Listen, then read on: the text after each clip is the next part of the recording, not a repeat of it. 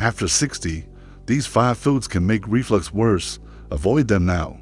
Have you been struggling with that burning sensation in your chest that just won't go away? If you're over 60 and dealing with acid reflux, what you're eating could be making it much worse without you even realizing it.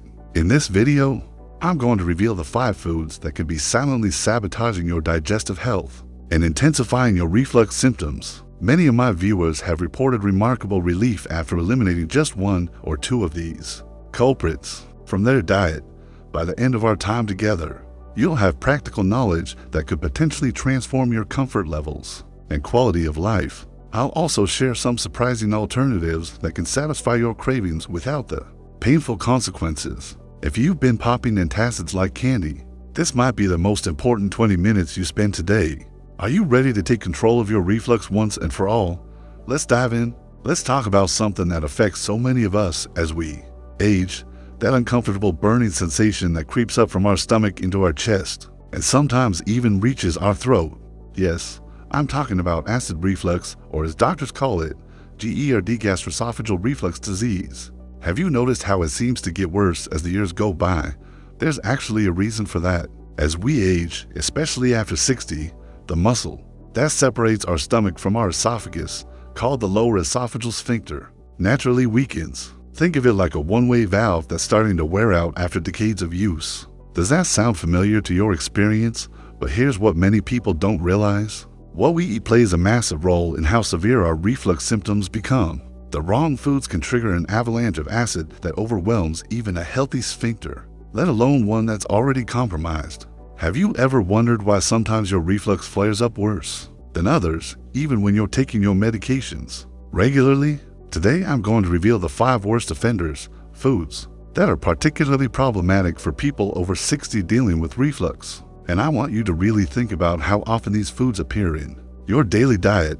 Could eliminating or reducing just one of these be the key to finding relief? Many of my viewers have written to me saying they were skeptical at first, but after making these changes, they experienced remarkable improvements in their symptoms.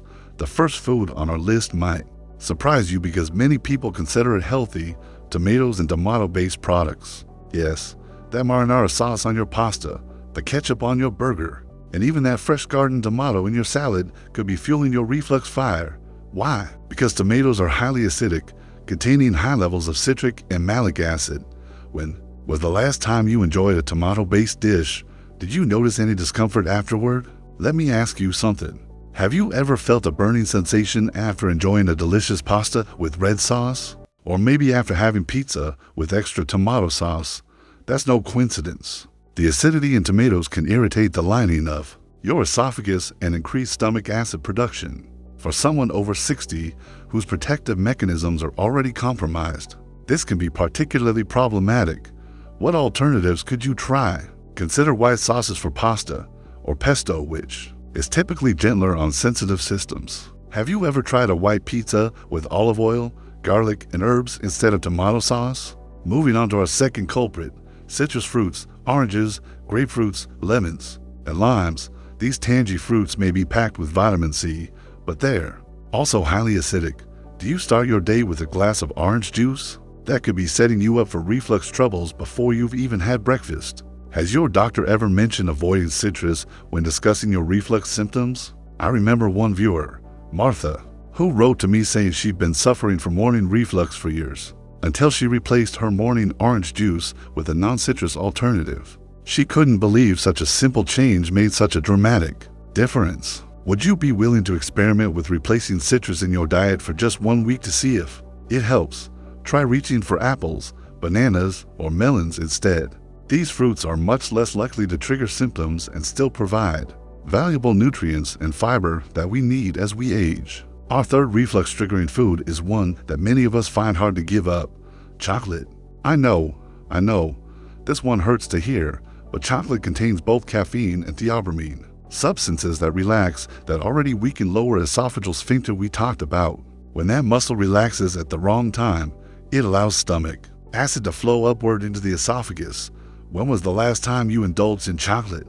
Did you notice any symptoms afterward? Beyond the caffeine and theobromine, chocolate also contains fat, which can slow digestion and increase the likelihood of acid reflux. This triple threat makes chocolate particularly problematic for those of us over 60, but before you despair, have you considered carob as an alternative? It has a similar flavor profile without the reflux triggering properties, or perhaps a small serving of vanilla pudding might satisfy that sweet craving without the consequences. What's your go-to sweet treat that seems to agree with your digestive system? Number 4 on our list is a big one: fried and fatty foods. Those crispy French fries, that delicious fried chicken, those irresistible onion rings. They all spell trouble for reflux sufferers. Why? Because fatty foods take longer to digest, meaning they sit in your stomach longer, giving more opportunity for acid to back up. Additionally, they stimulate the release of a hormone called cholecystokin, which can relax that troublesome sphincter muscle even further. How often do you include fried foods in your weekly meals? I've noticed something interesting among my viewers who've written to me about their reflux journeys. Many of them say that once they cut back on fried foods, not only did their reflux improve, but they also experienced better overall energy levels and even improved sleep. Isn't it fascinating how interconnected our bodily systems are? Have you ever tried air frying as an alternative? Modern air fryers can give you that crispy texture with significantly less fat, or perhaps baking or grilling could become your new go-to cooking methods. What's your favorite healthy cooking technique that seems to agree with your digestive system? And finally, number 5, caffeine, particularly coffee. For many of us, that morning cup of coffee is sacred, almost ritualistic, but caffeine is a double whammy for reflux sufferers. It relaxes the lower esophageal sphincter and increases acid production in the stomach. It's like opening the gate and then flooding the area at the same time. How many cups of coffee do you typically drink in a day? But coffee isn't the only source of caffeine we need to watch out for. Tea, cola, energy drinks, and even some medications contain caffeine. Have you checked the caffeine content in all the beverages you consume throughout the day? It might add up to more than you realize. What about trying some caffeine alternatives? Have you explored herbal teas like chamomile or ginger, which can actually help soothe digestive issues rather than aggravate them? Or perhaps chicory root coffee, which has a similar flavor profile without the caffeine. Now, I want to address something important. You might be thinking, well, these are all foods I enjoy. What's left if I eliminate all of them? I completely understand that concern. The good news is that you don't necessarily need to eliminate all these foods completely. For many people, it's about moderation and timing. Have you noticed that certain foods bother you more at specific times of day? Many reflux sufferers find that eating triggering foods earlier in the day, when they'll be upright for hours afterward, causes fewer symptoms than consuming them in the evening before lying down. Another strategy is the elimination approach. Remove all these foods for 2 weeks, then reintroduce them one at a time, spacing them out by a few days each. This can help you identify which ones are your personal triggers, as reflux can be very individual. Which of these foods do you suspect might be your primary trigger? Would you be willing to try this elimination approach to find out for sure? Let's talk about some reflux-friendly alternatives that you can incorporate into your diet. Lean proteins like chicken, turkey, and fish are generally well tolerated when prepared without excessive fat. Non-citrus fruits like bananas, apples, and melons tend to be gentle on the digestive system.